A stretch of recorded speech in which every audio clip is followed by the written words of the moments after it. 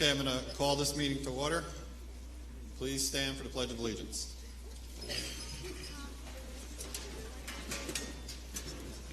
I pledge allegiance to the flag of the United States of America, to the republic for which it stands, one nation, under God, indivisible, with liberty and justice for all.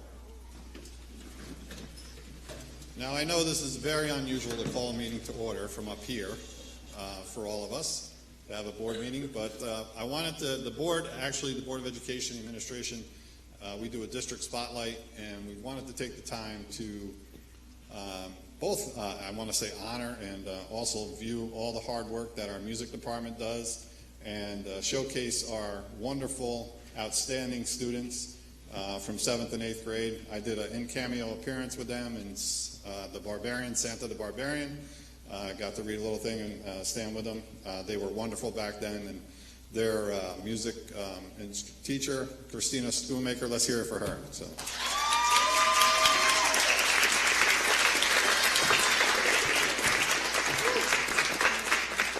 And we know it's a commitment on behalf of the parents, but we'd like to say thank you on behalf of the Board of Education and Administration in the Ellenville Central School District. We'd like to say thank you to all the parents and caretakers for taking time to come here and sharing your loved ones with us. So without further ado, Christina.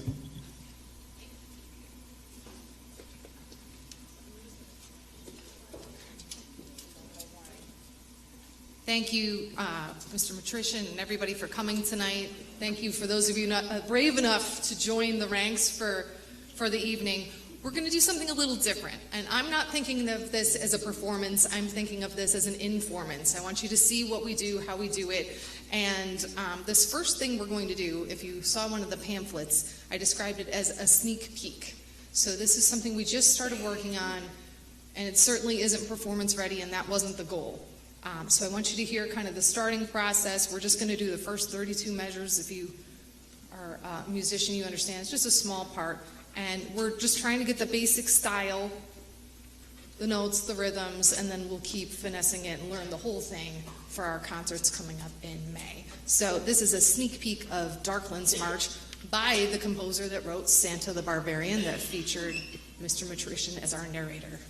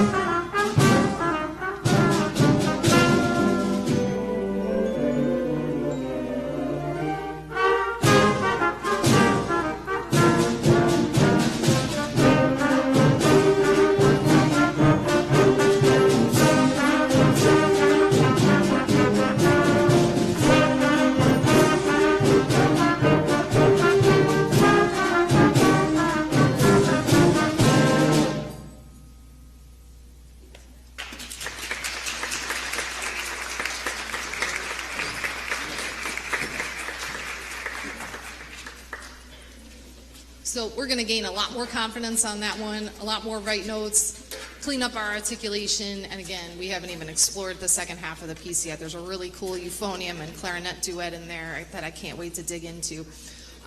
The next two pieces are from our concert 3 weeks ago. which featured all 174 of our band students from the district. And we closed the concert with Sweet Caroline with everybody. We filled the risers, we filled the stage. It was a good time. Every kid in grades 5 through 12 in the band program was a part of that, and it was a lot of fun. For our portion, we did 3 songs. We're going to share 2 of them with you tonight. It's very timely to play Defying Gravity with the Wicked movie having just concluded its fantastic run in the theaters. We hope you enjoy.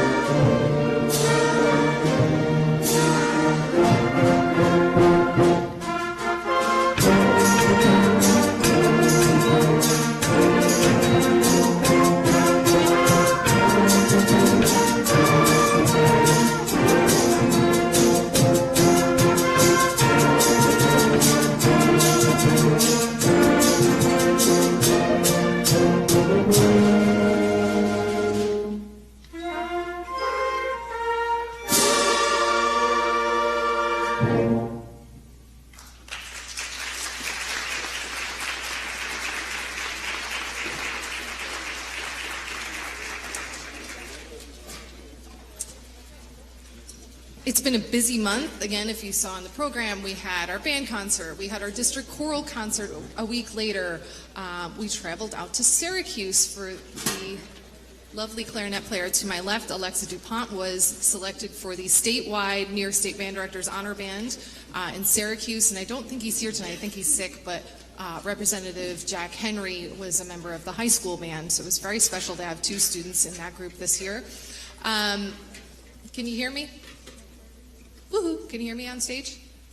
Hello. Okay, can you stand up, please, if you were in the all-county band this year? Junior high all-county, please stand up. Stand up. Yeah. This is an incredible number of students involved at the county level. It's the most that I've ever had. I also had 6 members of our 6th grade band in the group, and then you can see we had high school members as well. They're listed in the program. I hope you get to take a look at that at some point. But it's very exciting to have that many students representing Ellenville, and not only were they there, they were very prepared, extremely well behaved, and just absolutely model citizens. So I was very proud of them for the entire weekend. What else did we do? Is that everything? We're here tonight. We're very excited about it. So thank you for having us. It is Music in Our Schools Month, so it's very appropriate that we're visiting you this month. Next month, we've got the NISMA Solo Festival. Just give a wave if you're going to NISMA Solo Fest. This is a bonus thing for funsies on a Friday night. They have elected to spend their Friday night and all of these weeks leading up to it learning a solo to go play in front of a trained music educator and get feedback on what they do well and how they can improve their playing for the following year. I think it's 105 students from the district that we have doing that. Again, that's completely voluntary, completely extra. And so that's amazing that they love it so much and they want to push themselves further.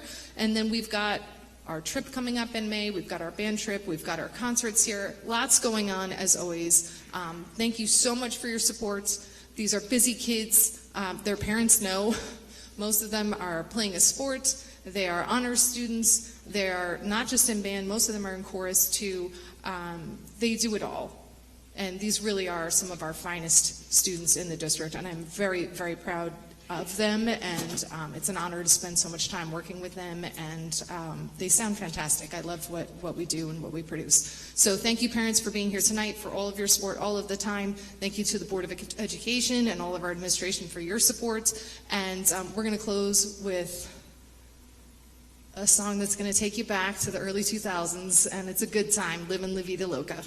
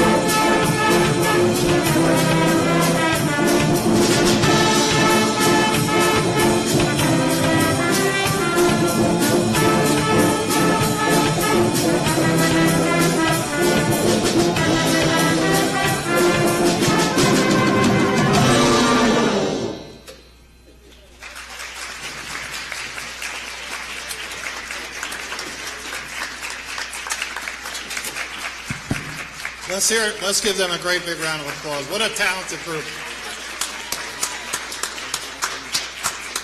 Thank you so much, Mrs. Schoonmaker, for sharing them with us. Thank you, parents, for sharing them with us. I'd like to have the board come up and shake their hands, and we appreciate everything they did. Don't be stage fright. Come on up. All right, you guys can stand up, and we'll be right with you. We're just going to appreciate everything they've done for us. So thank you very much. Great job, guys.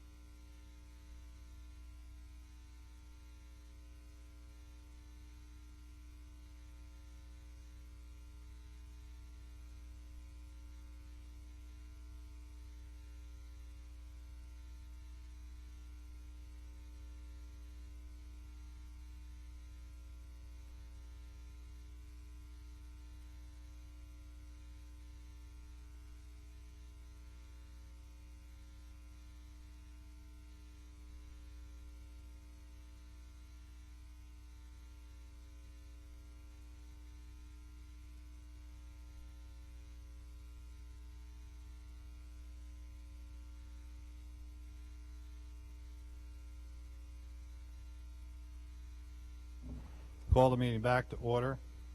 Need a motion for the acceptance of the minutes of the March 10th, 2026 meeting. So moved. Been moved. Seconded. Discussion. All those in favor? Opposed? No one? Motion carries. Call to, there is no public forum for this evening. Do you have anybody?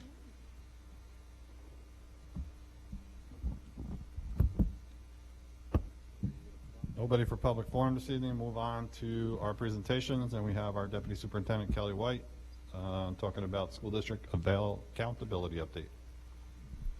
Mrs. White?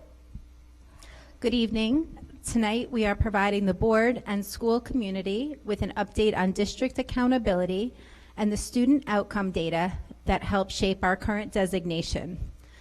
This presentation is intended to provide a clearer picture of how New York State determines accountability status, the measures that are included in that process, and the areas where Ellenville has demonstrated meaningful progress.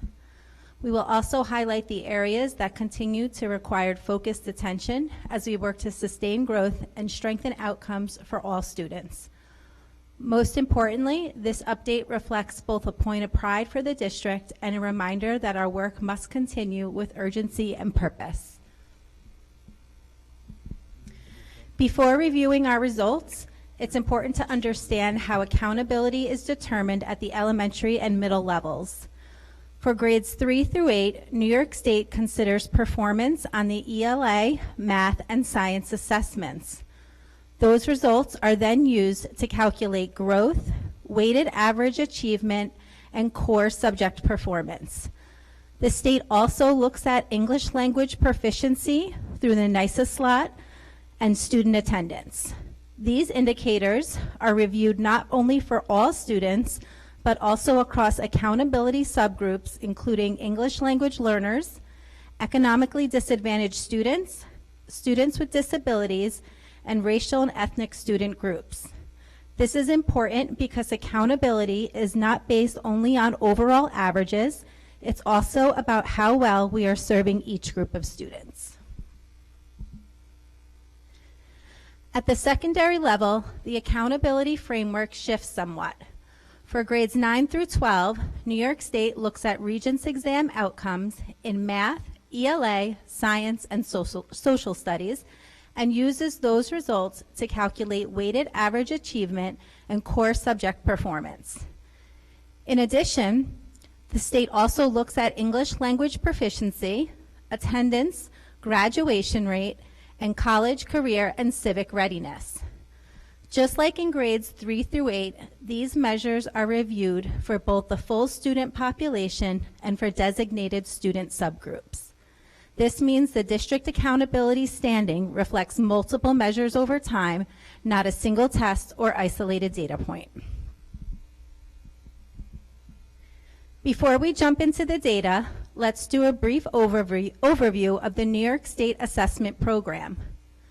Students in grades 3 through 8 take assessments in ELA, math, and science tested at grades 5 and 8. At the high school level, students take Regents exams across the core content areas, math, science, social studies, and English. These assessments serve several purposes. They help measure student progress towards the New York State learning standards, identify areas where students and schools may need additional support, and contribute to the accountability formula used by the New York State Education Department. This slide also reminds us how proficiency is defined for grades 3 through 8. Students scoring levels 3 and 4 are considered proficient, meaning they are meeting or exceeding grade level standards. That distinction is important as we review our data.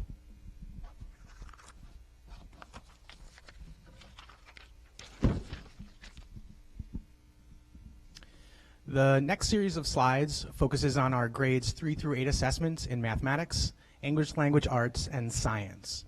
This first slide highlights overall proficiency rates in math and ELA. Overall, the past 3 years, we have seen a positive upward trend with an increase of 12 percentage points in math and 17 percentage points in ELA. While we have additional historical data Results from 2023 onward are most relevant as they reflect the New York State Next Generation Learning Standards and allow for more accurate comparisons.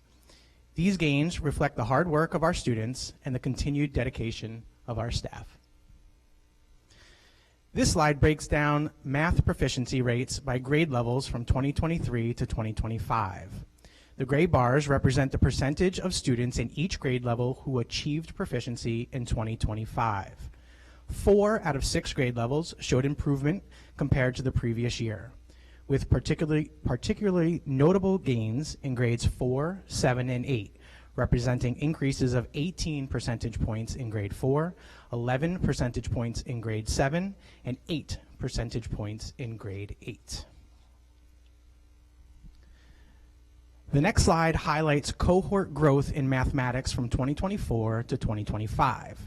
It shows the percentage of students who improved by at least one performance level. It is important to note that this reflects growth, not proficiency. For example, a student moving from a level 1 to a level 2 is included in this data. This data does not reflect students that were previously a 3 or a 4 and maintained on those levels. With New York State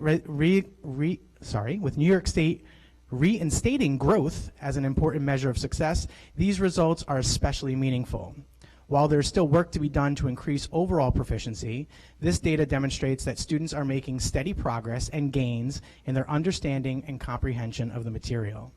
Most notably, last year's 8th grade cohort made considerable gains in growth, with 38% of our students moving up a performance level. Similarly, this slide represents ELA proficiency rates by grade level. 4 out of 6 grade levels improved from the previous year, with significant increases of 25 percentage points in grade 4 and 22 percentage points in grade 7. All grade levels had shown meaningful improvement and far surpassing the rate from 2023. As we continue progress forward the state average, it is worth recognizing that grade 7 exceeded the state average last year. Additionally, Ellenville's growth in both ELA and math proficiency from 2024 to 2025 surpasses the average growth seen across New York State, indicating that our students are making gains at a faster rate than their peers statewide.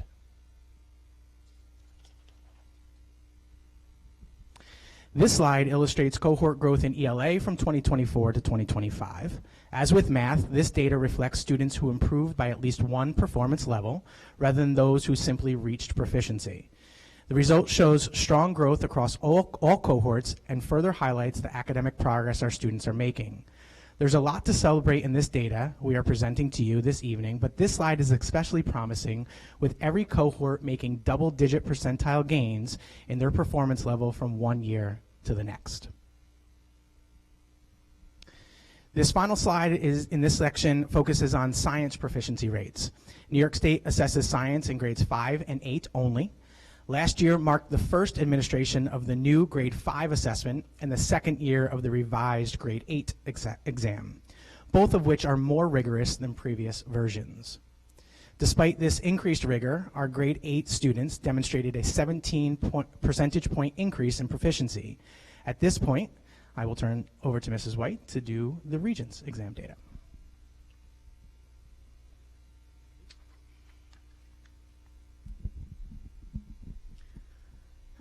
We are going to shift to reviewing outcomes for the New York State Regents exams in math, science, social studies, and ELA.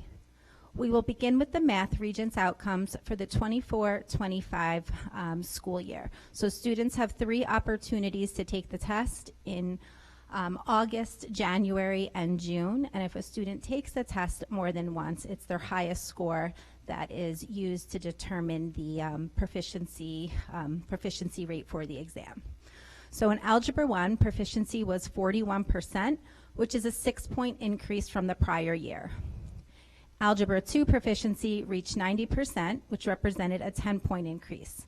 Geometry was a new assessment for us, and students achieved a proficiency rate of 79%. Taken together, these results are encouraging, particularly in Geometry and Algebra 2. They show areas of strong performance at the secondary level, while Algebra 1 remains an area where we continue to support and instructional focus will be important. This slide presents our science region's outcomes. Life science biology had a proficiency rate of 49%, and the earth and space science had a proficiency rate of 83%. Both were new assessments. Chemistry reached 83% proficiency, representing a 13-point increase from the prior year. Physics, however, declined 46%, declined to 46%, a 40-point drop from the previous year. So while there's much to celebrate in chemistry and in the strong initial earth and space science result, physics is clearly an area where the district will require review and a targeted response. Here we have our outcomes in social studies and the ELA regions. In social studies, global history reached 72% proficiency, which was a 3-point increase, while U.S. history reached 75%, though that represented a 3-point decrease. In ELA, proficiency was 68%, down 4 points from the prior year. Although these results remain relatively strong overall, the decreases in U.S. history and ELA remind us that maintaining performance requires the same level of intentionality as improving it. These are the areas we will continue to monitor closely.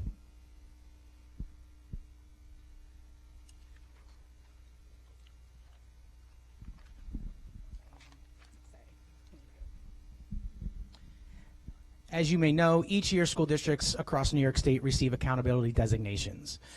The chart at the top outlines these categories. The highest designation is Local Support and Improvement, LSI, formerly known as Good Standing.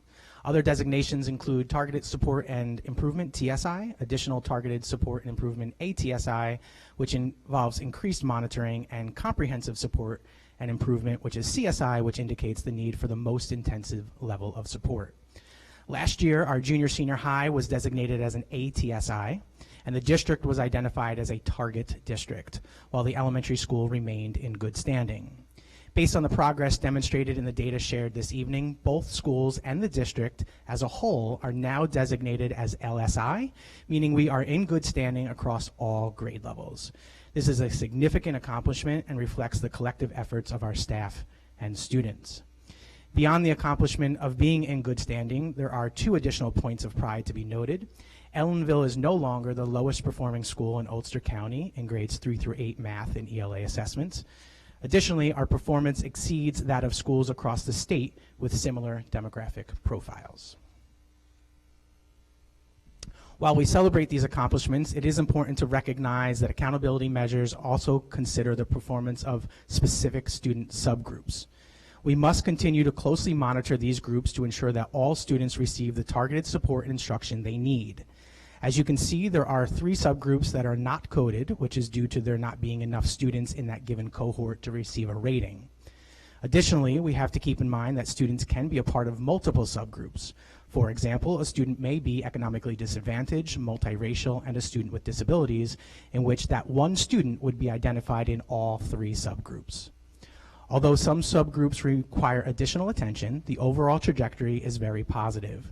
We remain committed to continuous improvement and to meeting the needs of every student as we approach the upcoming testing season. We thank you for listening and engaging with us as we continue to celebrate the accomplishments of our students and continue the hard work to assist our students in demonstrating proficiency. At this time, are there any questions? Any questions? I would just like to comment and say that the data speaks for itself. The trend upwards is amazing.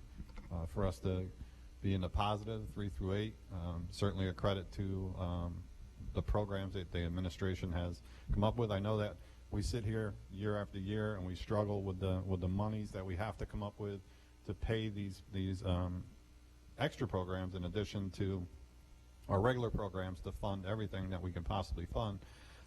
And we're always asking for results.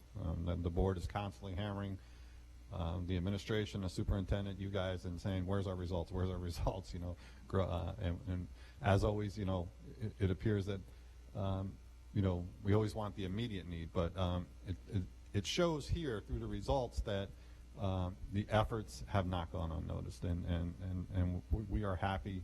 I know for myself, extremely happy to see, and I think it's a credit to all the teachers here, the staff members, and it starts everywhere, right?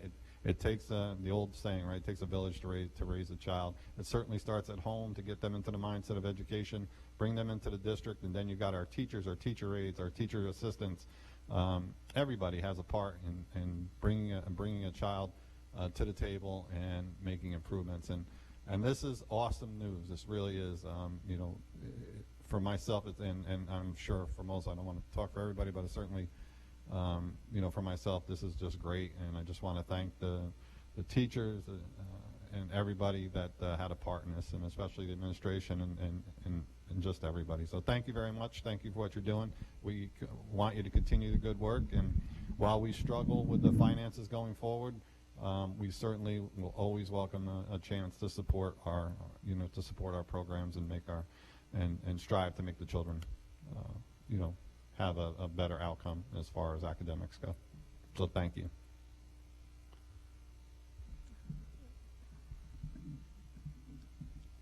All right, we will move on to our, speaking of money, here we go. We'll bring up to the table our resident expert in our financial situation, Mrs. Sue Schwall. Give us the good news. Okay, so welcome to Budget Workshop number 4, and this is bringing all of the past 3 workshops together. So on the first slide, we are proposing a budget of $71,634,079, which is a 4.41 increase over the current 25-26 adopted budget. And also the tax levy change is an increase of $1,193,036, or an increase of 4.07, which is at the tax cap limit. The next slide is a budget comparison between the 3 components of a budget, which is administrative program, which includes all instruction, and the capital component, which includes buildings and grounds and debt service. For the administrative is a minor increase of $716. Program component shows an increase of $3,127,670, and the capital component is decreasing by $102,079. And for a total expense increase of $3,026,306, or 4.41%. The next slide is projected revenues. Miscellaneous revenue is increasing slightly, and that includes interest earned and pilot payments and charges for services. Federal aid is increasing $248,000, and that's due to us moving the P-TECH grants from the state aid to the federal aid. State aid is increasing by $1.6 million, and just to note that we do not have final state aid numbers. We should be receiving those soon. And the assigned fund balance is decreasing by $21,404. Tax levy, again, is going to increase by the tax cap limit of $1,193,036, or 4.07%. The next slide is an overview of a detail of all the departments that we've gone over in workshops 1 through 3. And it just shows the overall increase of $3,026,306, or the 4.41%. The next slide shows staff reductions that are in the budget due to attrition, and that is an HR specialist that we are not replacing, a principal, a Spanish teacher, a reading teacher, and moving a 1 FTE senior typist to a 0.5 FTE clerk typist. On that, we're reading a lot about the budget, state aid, and while state aid, our increase was 1%, That's a low percentage for foundation aid to get, although the budget, the state budget's not passed. We have also heard some economic projections for next year not being strong. So one of the tactics we're taking is every time we have a retirement, we do an analysis on whether or not, look, it would be great to replace all positions, but we also don't want to find ourselves in a situation where we have to cut, we add and then we have to cut. So we are trying to look at positions and see what our class sizes are, can we do without, do more with less. So here you have some staff reductions that we've had over the last year and that over the current year, some that are happening. I will tell you that as we examine more retirements going forward, we'll be bringing to you the information of any other positions that we're not going to be replacing. And that really is to save whatever we can. Over the last few years, if you remember back to the audit, have been using our fund balance to offset our expenditures. That can't go on forever. We'd like to build some of our reserves back eventually, but we're trying to be fiscally responsible. We do have some momentum going on program growth, and if we can maintain what we have using reserves, it's a fine balance to see where we are. So that's why we're looking at retirements and whether or not we can do without the positions. Some positions will have to be filled, and we'll just continue to look to see, what we can do. So I just wanted to share that with the board and the community. We don't take this lightly, and we're trying to, stay as fiscally responsible from year to year as we can. So the next slide shows a three-part component budget that includes the contingency budget. If the voters reject the proposed budget on May 19th, then we have two options, and that is to prepare and adopt a contingent budget or to go out to the voters again. If the budget is defeated twice, a contingent budget is required, and if we have to go to a contingent budget, we would further need to decrease the budget by $1,232,356. And we would have to remove all equipment from the proposed current budget, and a contingent budget funds only expenses determined to be ordinary contingent expenses, and those expenses are legal obligations and anything necessary to maintain an educational program, preserve the property, and ensure the health and safety of the students and staff. And just further information for the voters, you can click on the link here to see if you are registered to vote on the 19th. If not, down below there's another area where you can click to register, and if you're qualified to vote, if you're a U.S. citizen, at least 18 years old, and have been a resident of the school district for the past 30 days, and not otherwise ineligible to vote. More voter information. If you can't be in the area and you want to pick up an absentee ballot, you can stop by the district clerk's office between 8 and 4 a.m. and they must be mailed 7 days prior to the budget vote. There's also petitions to run for the Board of Education. They can also be picked up at the district clerk's office between 8 and 4, begin on April 6th and returned by April 20th. Candidates must be 18 years old, must be able to read and write, and have continuous residency within the district for 1 year prior to the election. And just a reminder, the budget vote is on May 19th between 8 a.m. and 8 p.m. here in this room. Thank you, Sue. You're welcome. Board members, any questions for Mr. Schwab? John? Just a comment, I attended a webinar last week talking about the state budget. The governor, as you know, has presented a 1%, and the good news is that the state assembly and the state senate are at 2%, and while the budget's not out, we're kind of hoping that it goes towards the 2%. But as you can see from our budget, all of our increases for things that we have to do are jumping 3 and 4 and 5%, and we're hoping for the best bet, a 2%. I don't think it's going to go higher than that.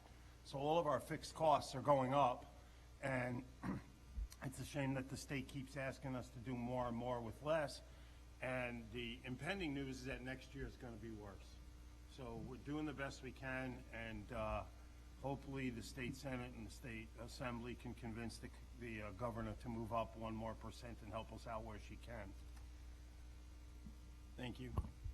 Thank you. Anybody else? If not, thank you very much, Ms. Schwall. Thank you. Move on to reports, information, and correspondence from myself. Congressman Josh Riley visited our district yesterday. He had a wonderful tour. His representative reached out to me by text message and said he really enjoyed the district and all the children, and he was able to go back to a little bit of his child. He sat down at the tables, ate with the pre-K and the kindergartners. He also visited our P-TECH programs and our MBK programs, and he just thought it was a wonderful thing. He looks forward to coming back to our district, and he intends to work hard for us down in Congress to make sure that we're some of our needs try to get met. Other than that, committees, John, Hall of Fame. Yeah, we're starting to convene to get the next Hall of Fame nomination group in. We already have a couple of solid names. Again, to the public, if you think anybody that you know or are aware of that deserves Hall of Fame recognition, please go to our athletic department website and get the nomination forms to send them in. That's the way that we pick people out of the nominations, and it's always tough getting enough nominations. So if you're out there and you want to nominate somebody, please go through that website. I also just want to say, Mr. President, we had the pleasure before our meeting tonight to go down and listen to the 7th and 8th grade bands, and Ms. Schoonmaker invited us. And then you see the wonderful news that Mr. Prokosh and Ms. White brought to us. Having been in education for a long time, I'll tell you, double-digit improvements are very, very rare.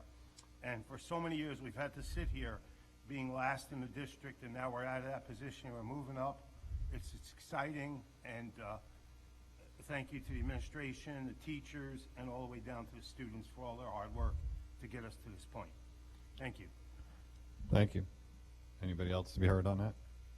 The arts, anybody? Do you have anything on the committee? We've met.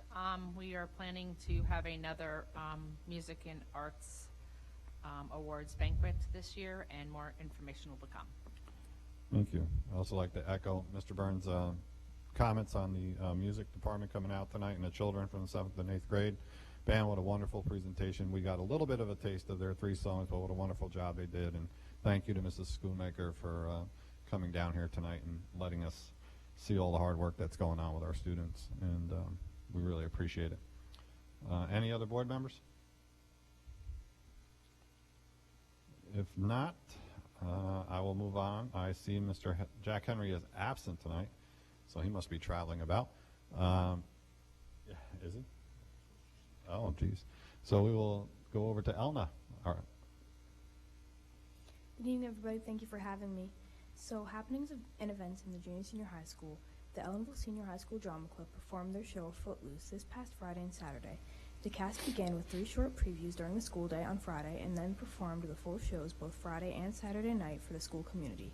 Congratulations to the cast and crew on their performance and showcasing the hard work they all put in over the last 2.5 months. Ms. Schoonmaker's college biology class has their symposium tomorrow and Thursday. The symposium has been a class tradition for over 20 years. It is a research project mandated in the allotted curriculum set by SUNY Ulster, in which students will present their research projects to their class in a public speaking presentation. Ms. Schoonmaker believes that students at this stage in their lives need experience in public speaking. The symposium will be 6 periods tomorrow, and then during 6th and 7th periods on Thursday. It will take place in the High School Media Center. This Thursday, the Junior Senior High School Student Council will be hosting their annual Heat vs. Suns faculty basketball game.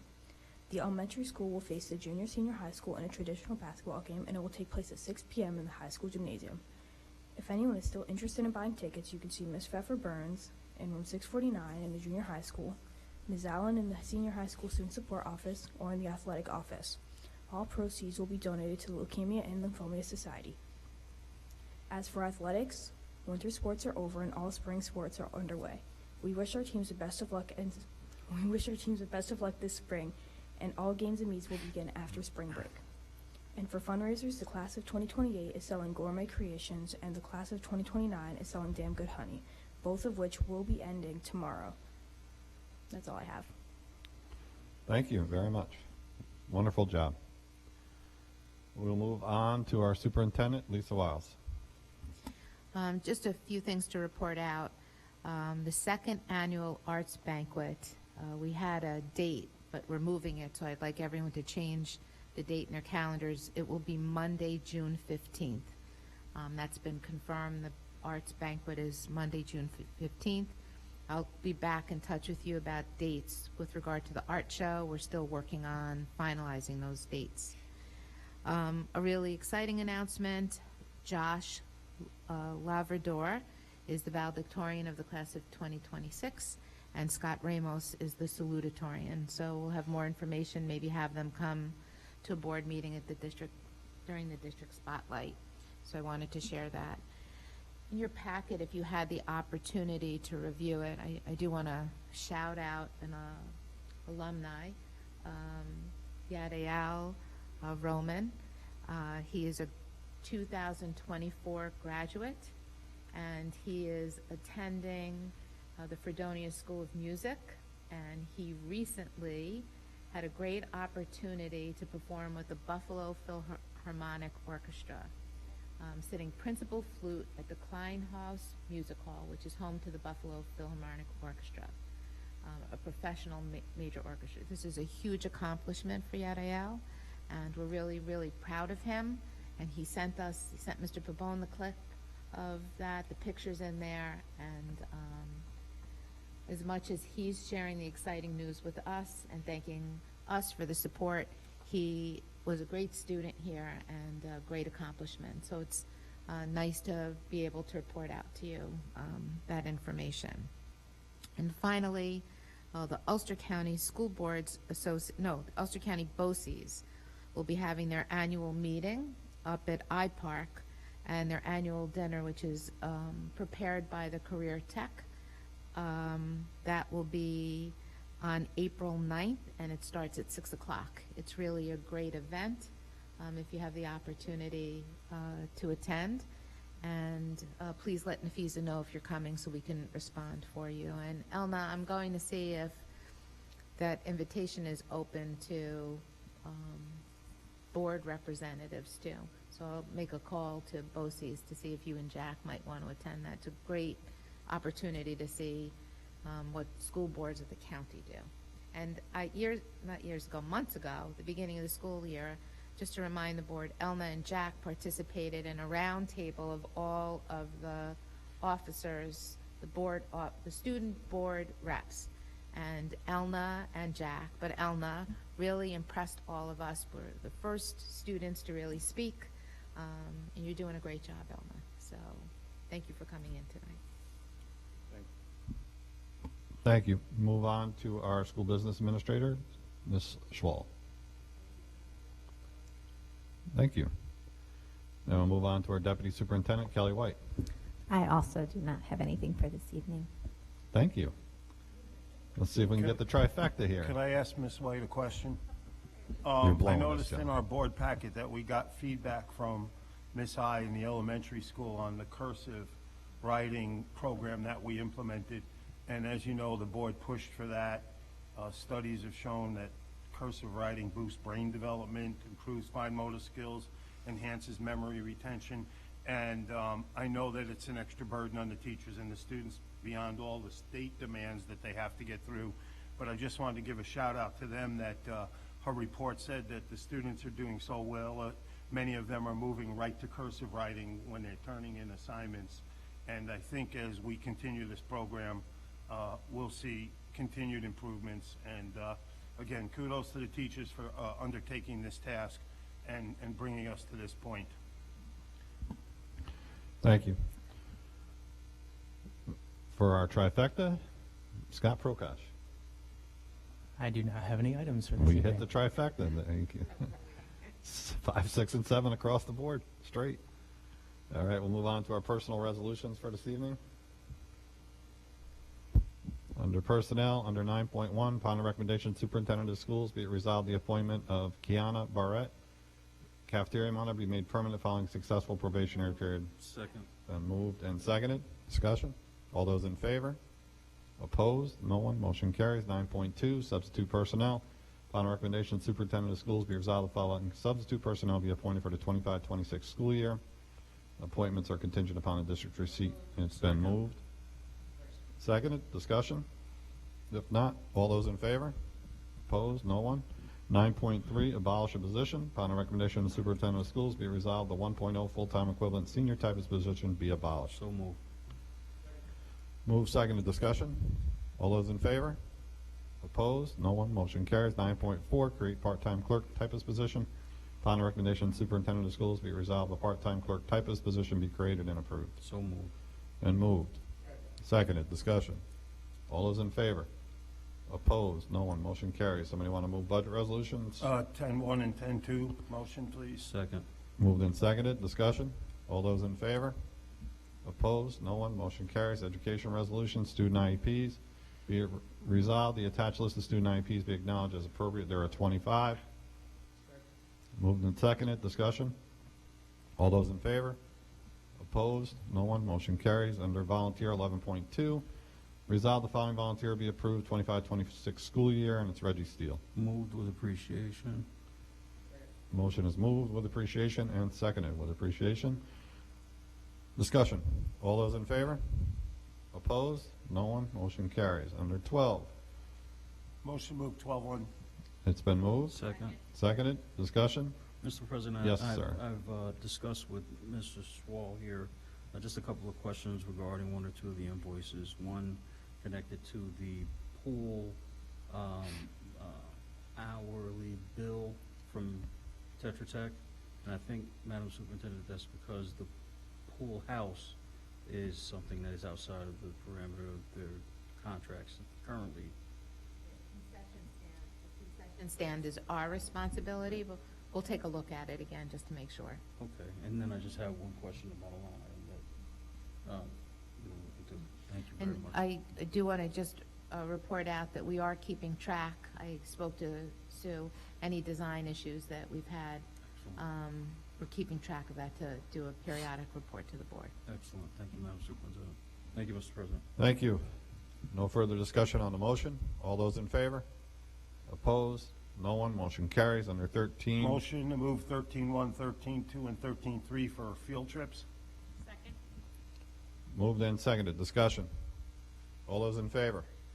Opposed? No one. Motion carries. 13-4. This is a suspension appeal. Be resolved that the Board of Education of the Ellenville Central School District hereby affirms the superintendent's decision in suspension of student number 27129 issued pursuant to an Education Law 3214 superintendent's hearing, and further authorizes the superintendent to inform the parents of the student number 27129 of its decision. So moved. Been moved and seconded. Discussion. If not, all those in favor? Opposed? No one? Motion carries. Mark your calendars. Our next regular meeting will be after well-deserved spring break, April 7th, 2026, and will be our regular board meeting and final budget overview. Anybody wants to see anything on the next agenda, please let us know. If not, I'll entertain a motion to adjourn. Moved. Seconded. Discussion. All those in favor? Opposed? We're adjourned.